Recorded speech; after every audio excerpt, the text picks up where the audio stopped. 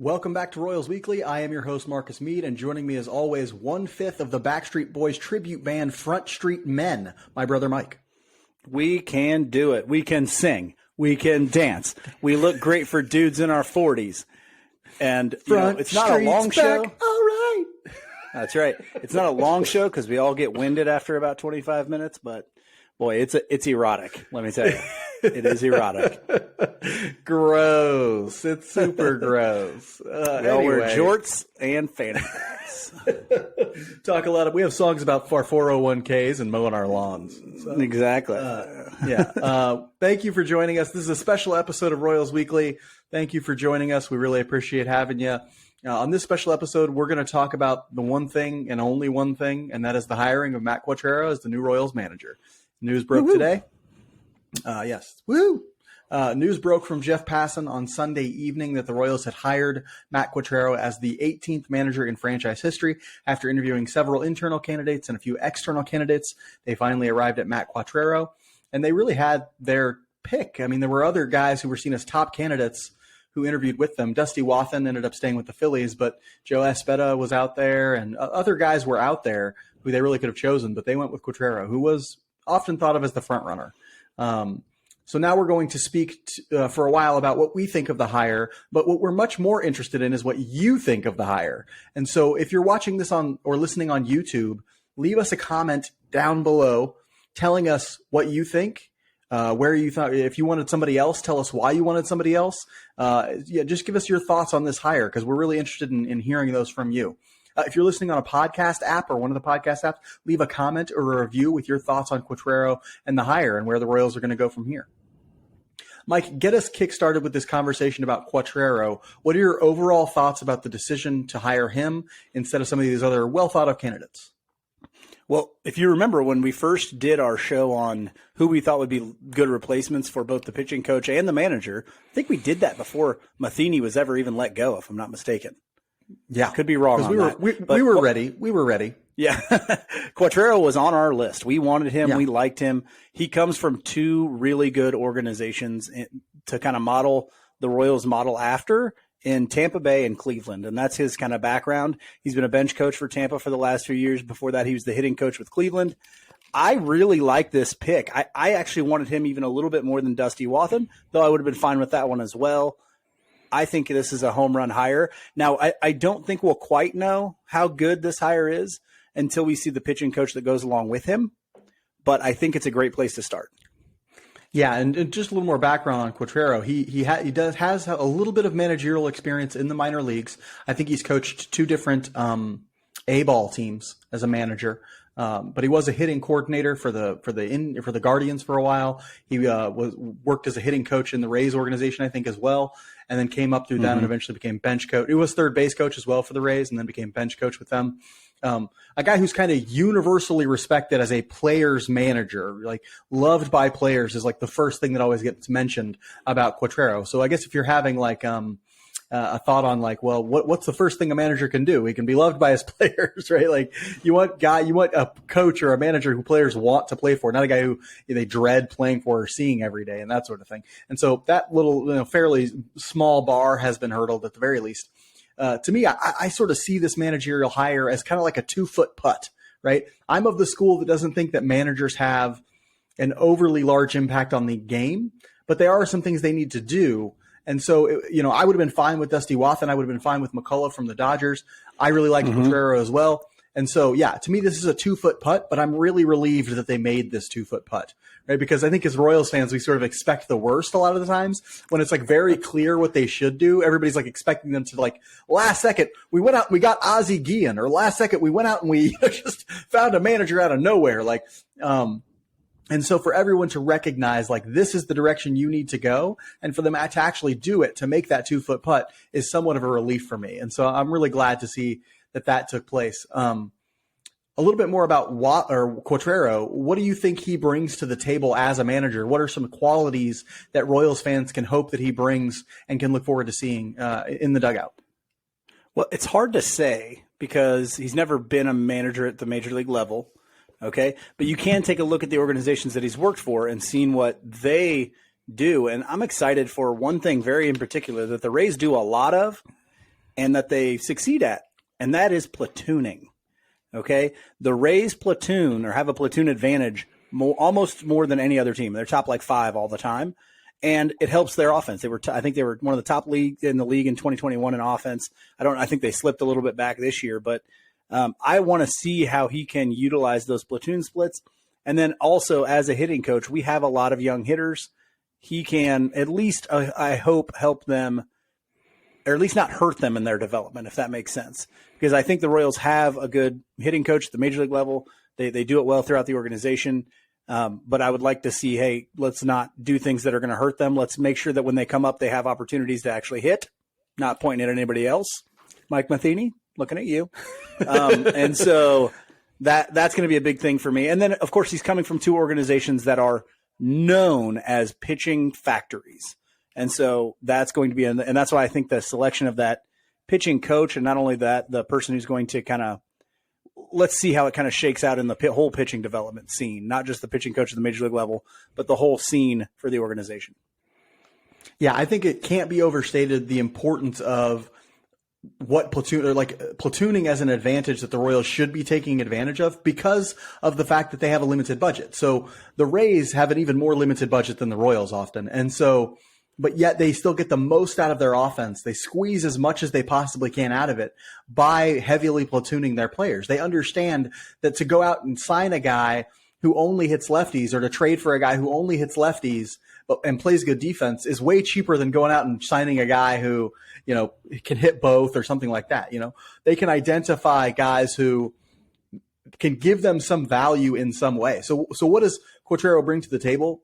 He brings like an comfortability with analytics, a comfortability with the vision of a type of team that needs to operate on a small budget and squeeze every bit of value out of whatever lineup, whatever roster they have. And that's what the Royals are going to do, or going to try and do, right? They're going to try and squeeze all the value out of whatever roster they can put together money-wise. And it makes much more sense to have a guy who understands the value of platooning, who understands the value of developing players internally. Matheny, for as much criticism as he got, I thought that one of the most important ones was that he's not really used to developing young players. Like he's a veterans guy, and he was always a veterans guy. And that was his, MO in St. Louis. And that was his MO when he came here. It wasn't really clear how he understood like how you could bring guys in and that also platoon really effectively. He just never seemed to get it about how best to deploy a roster that you have.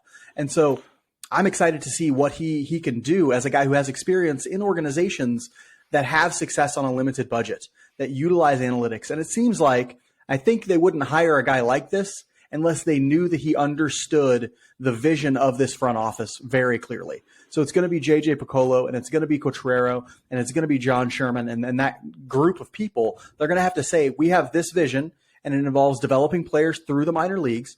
It involves leveraging what we're good at developing at, and it involves sort of centering our team around player development. And I think he's a great guy to do that, as he's been in the player development world as a hitting coordinator, as a hitting coach, and all that. Yeah. Another thing that I think really helps me anyway is at least when he puts a lineup together, bullpen usage, starting rotation, all that sort of stuff, you'll be able to see the plan. You'll be able to understand what's going on. And I also think moving forward, this is more of a J.J. Piccolo front office kind of thing, but with him involved in this is they won't be bringing people onto the roster unless you can for sure see their value, right? It's not going to be like, oh, we're hanging on to Ryan Hearn because he's a real good guy, or that sort of stuff kind of gets us. Or hey, we brought up this person just because we're going back to their hometown, or like shit that this organization's been doing because they were under Dayton Moore. The one thing that he really loved was players and helping them out in any way that he could. And that's great. But I think moving forward, we're going to see more of a value-based approach in roster construction at the major league level. Yeah. Hallelujah. Hallelujah. Like hearing that is like my heart just starts singing. Like I really hope no, it could be completely wrong. Of course, it's right. Possible. Could be completely wrong. It happens. But and that's the thing. Like I don't want to like dog on Moore's I love players, loyalty to players thing. I like that. Because that's good. It's good to be good to players. You should treat them well. But you should also be really loyal to fans. And what fans want is winning. And you can't, it's loyalty to fans first. It's loyalties to players right after that in my mind, right? And I know that Moore doesn't see it that way. I think he has kind of a disdain for fans and thinks like, this business would be great if it weren't for the fans. I think he has that mindset. That's not, I'm sure it's very common in professional sports to have that mindset, right? Because they know more than 99.999% of fans. They just know, it's hard to sort of respect the fan who thinks, well, why don't you just trade, Alberto Mondesi for Mike Judge, or something like that, Yeah, exactly. And so I get that. But to me, it's like, be loyal to the fans first by getting results. And anybody who's not going to help you do that needs to not have a job anymore. And so ultimately, that's why Dayton Moore's gone. That's why Mike Matheny's gone. That's why Cal Eldred is gone. And why Matt Quatraro is in here, right? And hopefully he sort of takes that and runs with it and says, this is a results-oriented business. We are going to get results or I'm not going to have a job anymore, Yeah. One of the things that I find most compelling about this hire is what it may signal about the organization. I'm of the mind. I'm a big like managers. Their value is right here, but I am interested as to like what does it mean for the Royals moving forward? Does it show us what Piccolo and Sherman in the front office are going to be doing moving forward? Do you think the hire says something about how Sherman and the org will do things moving forward at all? I do. I think it's a clear signal that he wants to model this organization after a very small few other organizations, the Guardians, the Rays, the A's, those types of programs that have had winning success without spending a whole lot of money. I think that's exactly what he wants to do. I think he knows that analytics is the only way to really do that, to have a consistent winner and do that effectively. I don't know. You and I were talking about this the other day. I don't know if that means, Matt Quatraro, I think, helps that, but I don't know if that means the Royals fans are going to necessarily get what they want this offseason. I don't necessarily know if that means if they're going to be pushing to compete this year, which hurts a lot, hurts me anyway. It makes me feel like a punch to the stomach. But I kind of understand that. If this is the big overhaul that you need, it may take a year or two to even put the structures in place, let alone seeing the results. So for Matt Quatraro, I hope we can see some small things here and there in how he builds a lineup, how much is he platooning, how he deploys his bullpen and starting rotation, all that sort of stuff. But I'm not expecting him to come out and be like the difference in 30 wins up and down or anything like that. Right. Managers just frankly do not have that kind of impact. Now, him taken in, with a pitching coach change, him taken with, these certain changes, yeah, that might have a somewhat significant, not 30 games, could it have a 10-game impact? Maybe, right? Like it could maybe have a 10-game impact if they get a really good pitching coach in here as a result of having Quatraro, and that sort of turns around the starting rotation to a degree. But yeah, you're right. I think I love that point. I think it's really important that it does signal that they're, interested in, they may be sort of delaying that rebuild a year or two, but it might ultimately take and I hate that, right? I think they should be out spending in free agency. I'm putting together a video right now for our YouTube channel. Check that out. Subscribe to that YouTube channel about the top 5 starting pitchers that we want the Royals to target this offseason. I still think they should do that, but it might be a couple years before everything is in place. The thing that I think it signals is that, most importantly, is that this is no longer going to be a loyalty dedicated team. It is going to be a results based team again. And that's ultimately what needs to take place. I also think it focuses or it sort of signals, hey, we're about internal development. We're going to really focus on internal development. We're going to focus more on data-driven development and methods.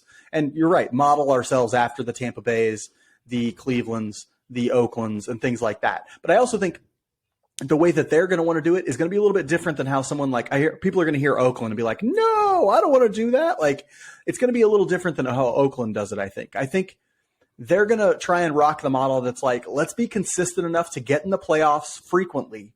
And then the playoffs are a crapshoot. So we'll see. Maybe we win a World Series in there, here and there, right? I think that's sort of what they would love to do. Like, rock the Cleveland model. That's like, get in the playoffs, hope we have some good pitching that can carry us there, and maybe we'll make it to a World Series and maybe win it. That's the Rays model too. They do it better, really, kind of than the Guardians do. It is. It is. Now, what are the Rays? The Rays have the disadvantage of also being in the division with the teams that can spend $1 billion. So yeah, that model may work a lot better in the AL Central. Honestly, yeah, no kidding. We'll see. And that also signals more transaction. I mean, the Rays are the most transactional team, maybe Oakland and them, the most transactional teams that there are, right? And so maybe that signals that the Royals will start to be a little bit more transactional as they sort of move players before they, lose all their value and stuff like that. I would love that. It's hard sometimes because you get attached to players, but I'm attached to the team more than I'm attached to any one player. And so, I did want to mention that pitching coach thing. I saw a report that Quatraro will have a say in the hiring of the pitching coach. Mike, what kind of impact do you think that has on the team as a whole, and what do you think that might mean for who the pitching coach is?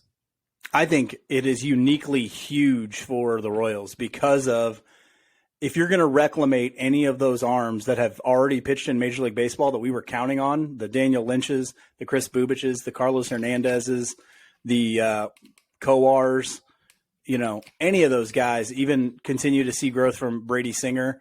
If you're going to do that, this guy is going to be hugely important. And I might not say that if it were a different organization, because there's not many organizations that had that kind of wave of arm talent come up to Major League Baseball in the last 2 years. The Royals, all of their pitching talent is either in AAA or Major League Baseball right now, or at least that's how it looks. Now, hopefully they can bring in somebody to help with the development as well, and we can fix some of those things with Asa Lacy and Bolin and hard throwing guy Alec Marsh. Yeah. And so hopefully that happens. But right now, if you just take a snapshot of what the Royals have, all of their pitching talent is in Major League Baseball or AAA. And so he's going to have this might be a more important hire than the manager. I think it is, honestly. I think that's a more important hire. And I'm happy if Quatraro has some say in that, because he's been with the last two organizations he's been with do it better than anybody else. Yeah, that's sort of why I think it's most important. Like, Quatraro has connections to two of the best organizations at pitching development in baseball. And so if he's going to be a part of that pitching coach decision, not only does that mean, he can have a say in who they go with, he can be in on those interviews, it also means, pitching coaches might be more attracted to coming to this situation if Quatraro is there and says, yeah, we're going to build something here. Come work with me. Mm-hmm. Come work with me at making this team into something special. Because we saw in 14 and 15 what this city gets like when this team is special. Come here. We'll build something. Will we ever have a payroll like the Yankees or the Dodgers or anything like that? No, but we're going to build something really special here, that can sustain, that we can continually compete for playoff spots, and you can be a part of that. You can, I think that's a pretty big, I think that's a sale. And he's supposed to be a guy who has great judgment. If you're a guy who has great judgment and you've seen, what it's like when it's done in Cleveland, and you've seen what it's like when it's done in Tampa Bay, what to ask these candidates, what you're looking for in what they say about how pitching coaching should be done, what should be utilized, how guys should be talking to players, how people should be partnering with private organizations that they're working with in the off season, and all those sorts of things. What you're listening for. Okay. If you've ever hired anyone in the world, like I've been on hiring committees and things like that, and I sit there and I'm looking for particular phrases, for particular ideas that I think are effective for that position. He'll be doing the same thing, only with the experience of having worked with the Rays and the Guardians at this, which is as good as it gets, right? And so hopefully I'm really glad that he's going to be a part of those conversations, because we don't have a track record of Piccolo's never hired a pitching coach in that way. And so, the more the merrier in terms of brains working together to make, because you got to get this pitching coach hire right. Like, you got to, otherwise you're in big, big trouble. Yeah, I agree completely. And I'm maybe more excited to hear about who that is than I am the manager. One quick thing I wanted to mention, just because I thought it was interesting. Quatraro went to ODU. He did. Old Dominion, baby. Guess who else went to Old Dominion? Benny Pasquantino, the Pasquatch. The Pasquatch did, baby. They're just going to be sitting down there talking about the quad. I don't really know what ODU has. I don't know. Fun. I've been to their campus. It's lovely. But yes, it's probably older than dirt. It is older than dirt. All those universities out there are older than dirt, right? And so, he's an Old Dominion guy. Never actually played in Major League Baseball. He made it all the way to AAA, but never actually made it. So very interesting history. I'm sure him and Vinny P will reminisce about the old days out there. And I forget exactly where ODU is in my mind. I just know they're the Monarchs, right? Yes, they are. I think so, but I can't remember that either. Yeah, I think they're the Monarchs. Anyway, Matt Quatraro, very excited. Just real So, quick before we end thumbs here. up from you. Give it a grade. Thumbs up from you. What are we talking? A. Oh, okay. Great. B, C. I gotta go A. I'm not an easy grader when it comes to this type of stuff. He was the guy that I wanted. I wanted him, or I wanted Dusty Wathan. Probably 1 for Quatraro and 1A for Wathan. And so he was the guy that I really, really wanted. So yeah, I'm giving it an A. All right, I'm going to give it an A as well. There's just in my mind, there's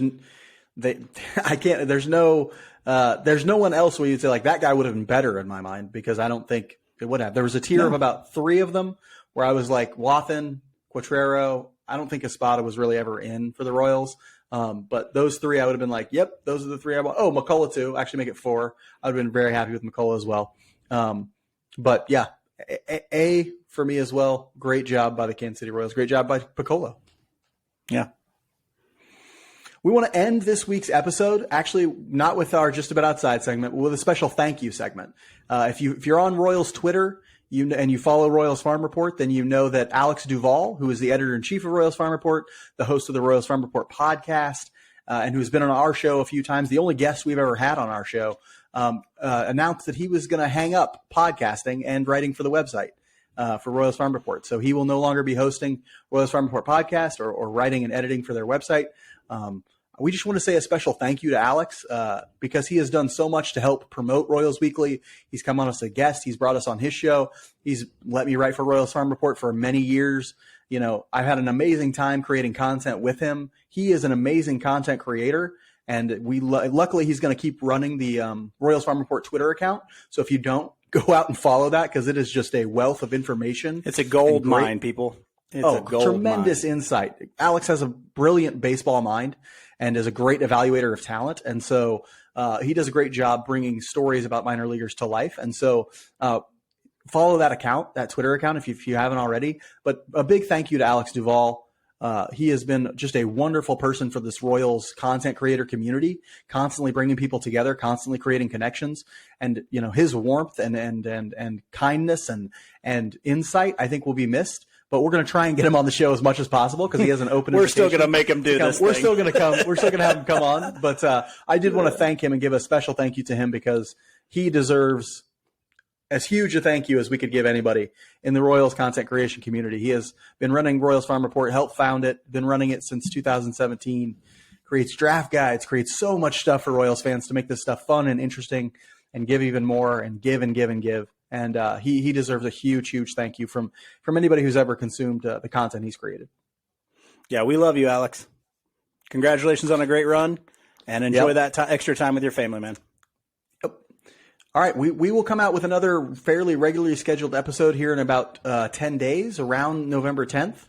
That'll be 1 month since our last one. But thank you so much for joining us. Remember to comment on YouTube down with what you think about the Quatraro hire. We're really interested in hearing what you have to say. Like and subscribe and all that stuff. Let's leave reviews on the podcast apps, and we will see you next time. Until then, be good to each other. And go Royals.